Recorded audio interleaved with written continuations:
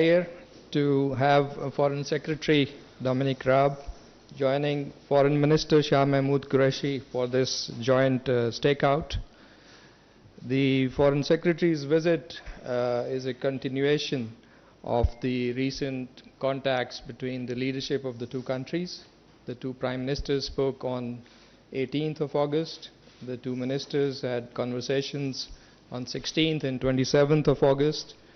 The Foreign Secretary visited Torkham earlier this morning, and the two sides had talks.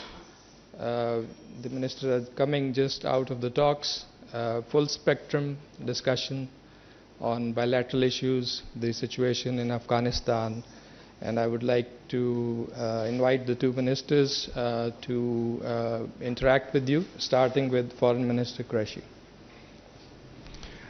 Thank you.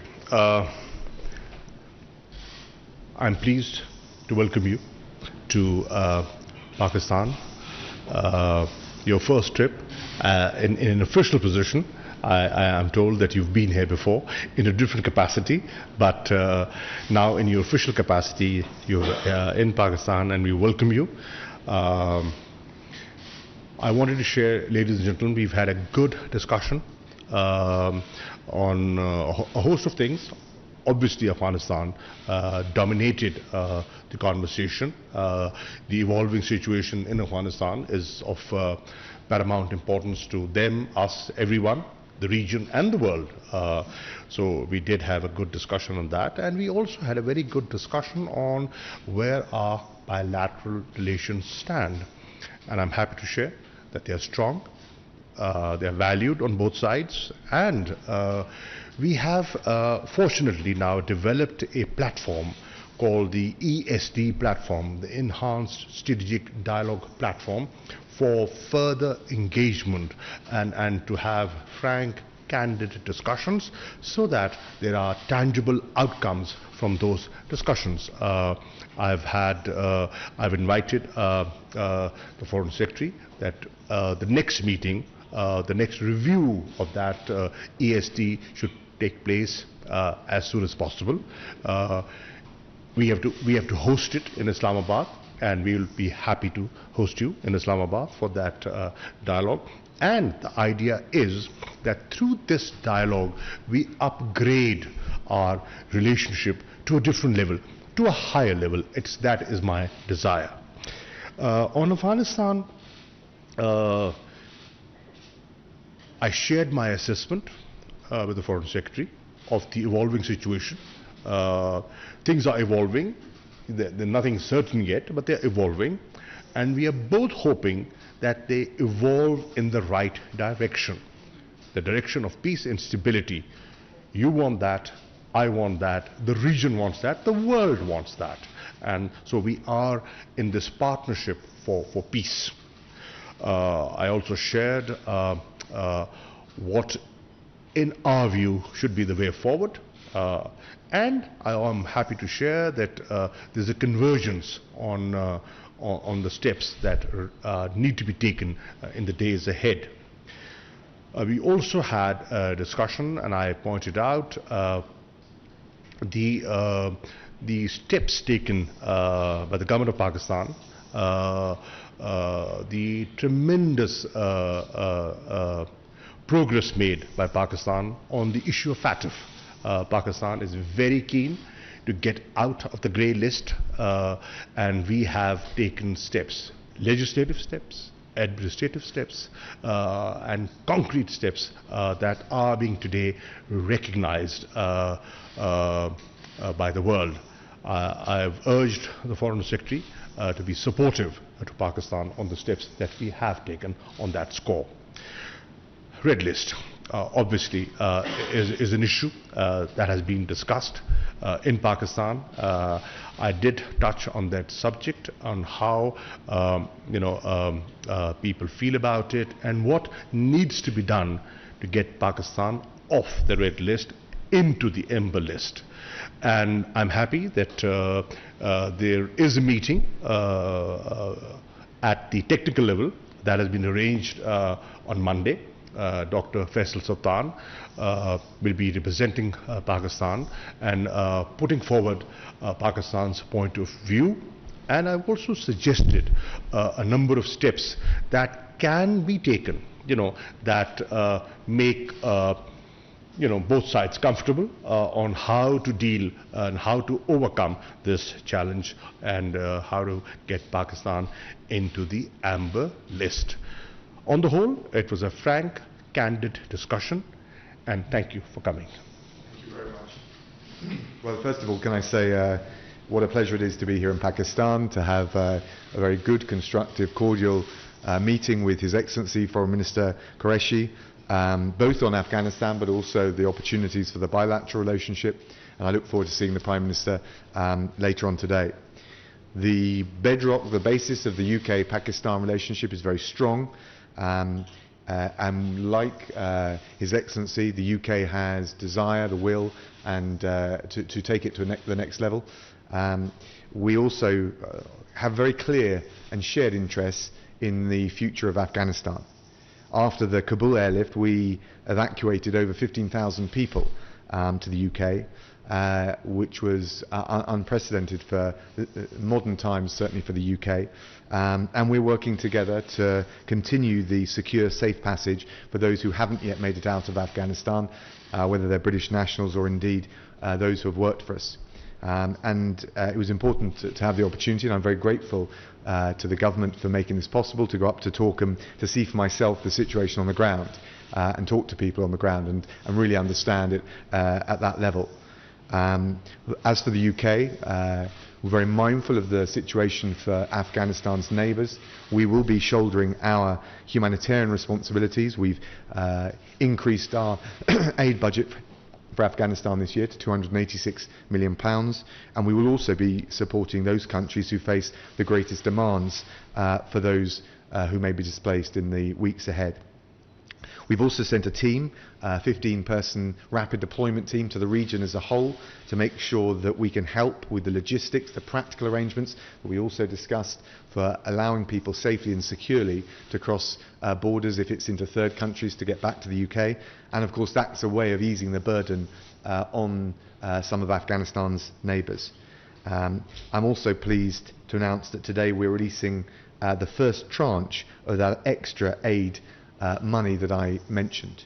We are sending up to £30 million of life-saving support to Afghanistan's neighbours, and that will include Pakistan, so that there is the money to provide the basics, the shelter, the household necessities, the sanitation for those who come across the border. We recognise this problem. We want to be part of the solution with such a key partner. We also stand by our commitments for Afghanistan's future, and I think there are a number of priorities that we discussed today. The humanitarian lifeline, preserving regional stability, holding the Taliban to the assurances that they made, making sure that deeds follow words, and of course making sure that Afghanistan cannot be used and will not be used as a base or a safe haven for terrorist groups in the future. We're building, and it's important for us all to work together to build an international grouping, coalition around these core elements, around safe passage, around all the other elements, strategic and otherwise, whether it's through the G7, NATO, we've had a recent UN Security Council resolution, and of course the regional partners are going to be absolutely key to forging a way forward. And Pakistan's support and role will be vital. And if we come together in that way, with all of those that are interested and want a positive way forward, we will be able to exercise the maximum moderating and positive influence on the Taliban. We have a shared interest in supporting a stable and peaceful future for Afghanistan, and I thought with a very good conversation we had about the common and the commonality of interest in how we pursue that going forward. We also discussed all of the bilateral issues that His Excellency raised. We listened, we understand the concerns on issues like the Red List, and all the more important that as close partners we really intensify the bilateral relationship, particularly with, I think, a big anniversary for our bilateral relations, which is coming next year. Thank you very much, and it's a great pleasure to be here. Thank you very much. I understand the ministers have time for a couple of questions. Would you kindly introduce yourself while posing the question. A gentleman on the left side. Right side, sorry. Thank you, Mr. Foreign Secretary. Welcome to Pakistan. This is Naveed Siddiqui from Dawn News. I have a question regarding the red list. In the backdrop of red list decision, the relationship between Pakistan and the UK seems to be strained. Even the people of Pakistan are very much annoyed with this biased decision of the British government. How can the ties between the two friendly countries can be improved, sir? Thank you. Well, thank you. Look, I totally understand the impact it has on both Pakistani and British nationals. Our community is one of the great things about our relationship. It's built on the very personal relations by the diaspora in this country and the British Pakistani diaspora in the UK. So these things are important. I'm also commend the efforts of the government of Pakistan to contain the pandemic. We're working to manage the impact of COVID on both countries. We have a shared interest. It's an international challenge, not a domestic or national level challenge. So we do understand that this is a sensitive issue and a difficult issue. We base our decisions on the technical evidence, the scientific basis, and I understand that that's often contested, which is all the more reason why it's, I think, good that the Pakistan's Special Advisor to Prime Minister Khan, Dr. Sultan, will be holding expert-level talks with UK public health authorities. We want to find a way through. No one wants Pakistan off the red list more than I do, but we take these decisions at a technical level, and I think the smart thing for us to do is work together to enable that to happen as soon as safely and responsibly can be done. There's a request from the center, the lady in the middle. Hello, Nicola Karim from the BBC. The first one to the Foreign Secretary. We've seen the Taliban issue a statement today following the meeting with Simon Gass in Qatar. Can you tell us if anything substantial came out of that meeting?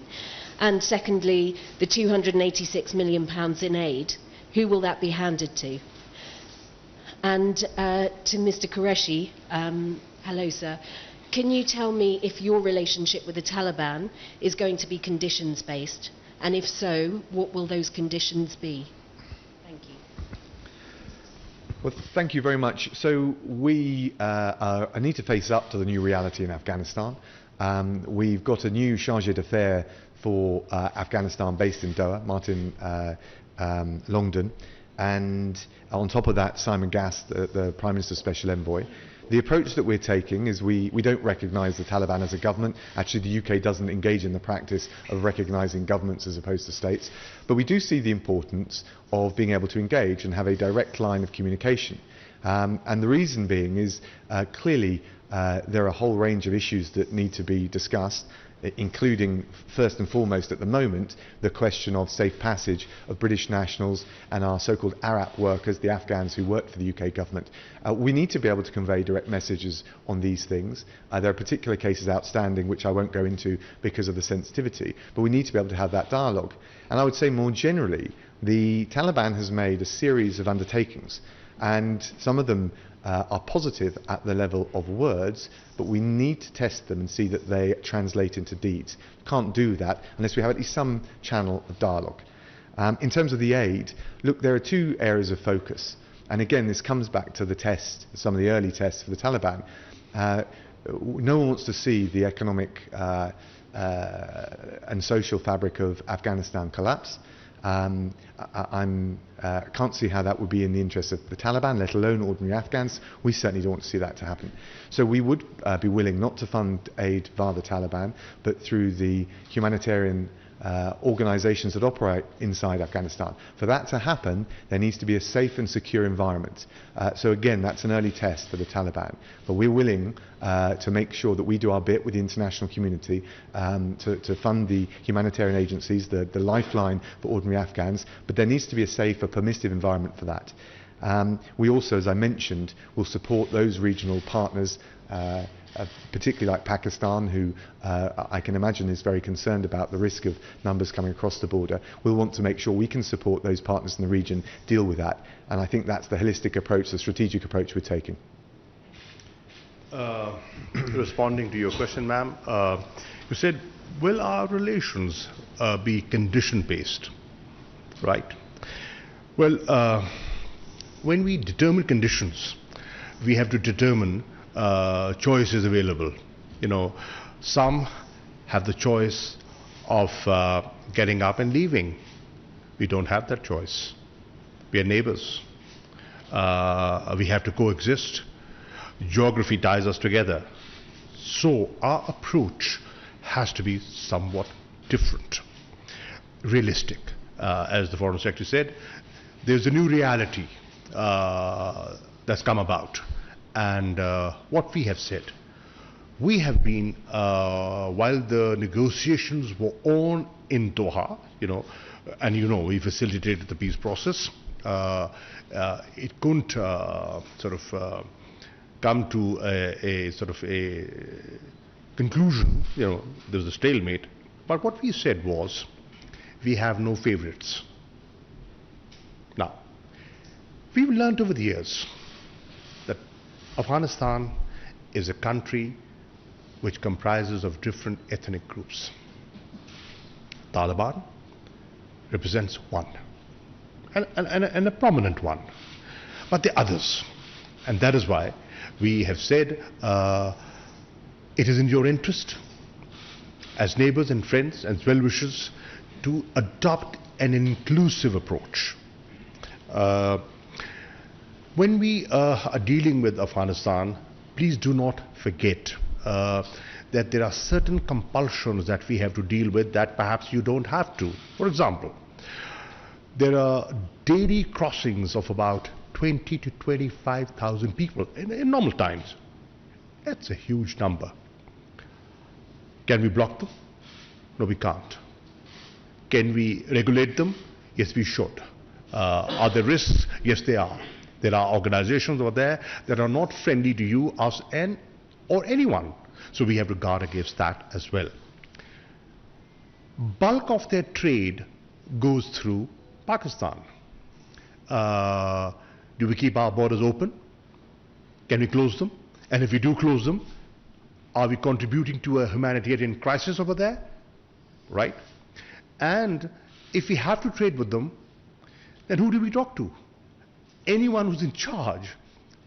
Engaging with that authority is a compulsion that we have to deal with. So, recognizing these challenges, Pakistan has said it's for Afghans to decide about their future.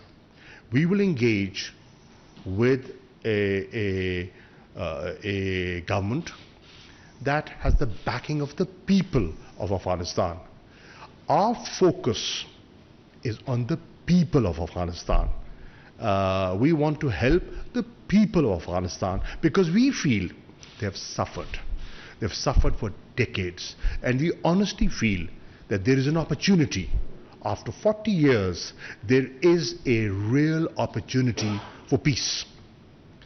So if there's anyone who is advocating peace and stability, it's in Taliban is a friend, and we will work with that reality. We are waiting to see what happens in the next few days, like you, with eyes and ears open. Question from the gentleman here. Thank you. This is Zulkarnain from ARY News. Mr. Secretary, do you believe that the speedy takeover of Afghanistan by the Taliban, it's indicate intelligence failure? Thank you. Look, the takeover, I think it's fair to say, was faster than anyone had anticipated, not just the United Kingdom or NATO allies, but I was talking with our friends here, and I suspect the Taliban and ordinary Afghans were taken by surprise. We can look at all the different factors that relate to it, but I think there was a common, widespread surprised at the speed with which the consolidation of power happened. We have a question from the lady in the middle, in the pink. Hi, I'm Emma Clark from AFP, and this is a question for Mr. Raab. You've said that you want nations to exert maximum moderating influence. What are you looking for from the Taliban? And also, is there a danger of pushing them too far and the group turning inward and embracing radical tendencies? I think it's a good question. I think we need to set some early tests. Of course, actually on the evacuation between the middle of August and the end of August, there was dialogue on the ground, and we wouldn't have got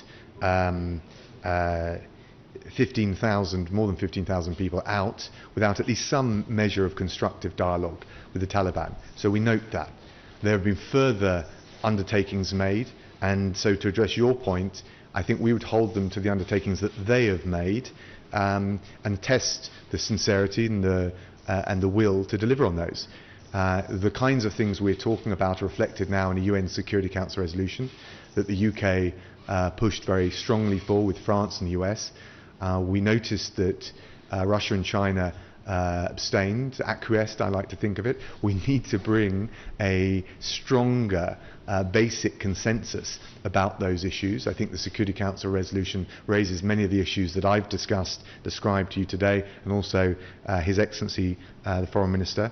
And we need to try and forge a stronger group of countries and a wider group of countries around those basic issues. More inclusive government, safe passage out, no safe haven for terrorism, the humanitarian lifeline that it's in all sides' interest to see allowed and preserved to preserve regional stability, and there are a range of other things. So I think it's important at this stage to set or to judge the Taliban by these early, initial, probably quite modest tests, and see whether they can deliver. And I hope that answers and reconciles what I think is a reasonable challenge to the international community. Yes, I think that's what I'm describing. If you said early tests based on what they have said they're willing to do, I think that's a perfectly reasonable approach. Any regime or set of leaders to undertakings they've made, I think is reasonable. Can we have a question from the gentleman in the middle? This is Zaid Farooq Malik, editor of the Daily Metro Watch. Mr. Qureshi, you have tell us about all the things, Afghanistan, FATF, Red List. You did not spoke on Kashmir. It's a big issue. There is a lot of human rights violations. The dead bodies are not safe. They cannot bury them on their will. Your comments, please, sir. I got your question. In fact, I did. And I drew the attention of the Foreign Secretary on how Sayyid Ali Gilani's family was treated yesterday, the way his body was snatched by the security forces, couldn't even get a decent burial. That's a fundamental right, which the family and the old man at 92 was denied. And people feel very strongly about it. And what they do not realize, yeah, okay, you can stop that, but there will be funerals all over Pakistan. There's going to be one today in Islamabad. Every parliamentarian, every minister, the president, everyone will go there. You know, had you not been there, I would have been there. Right, so you cannot suppress, human feelings and sentiments. So I did talk about that. The atrocities, yes, and let me be honest. The Foreign Secretary very clearly said, our position on Kashmir is known. It's a stated position, but that does not stop us from raising human rights issues. And if they do that, thank you. Well, you'll know the long-standing position of the UK is that it is for India and Pakistan to find a lasting political resolution to the situation in Kashmir, which we certainly want to see. It's got to take into account the wishes of the Kashmiri people. It's not for the UK to prescribe or impose a solution or even to act as a mediator. We encourage both sides to maintain a positive dialogue, a constructive dialogue, which is going to be necessary if there's going to be a lasting diplomatic solution. Of course, the pace, the scope, the modalities will be for them to decide. Thank you, ladies and gentlemen. I am afraid we don't have time for more questions. Thank you. Thank you so much.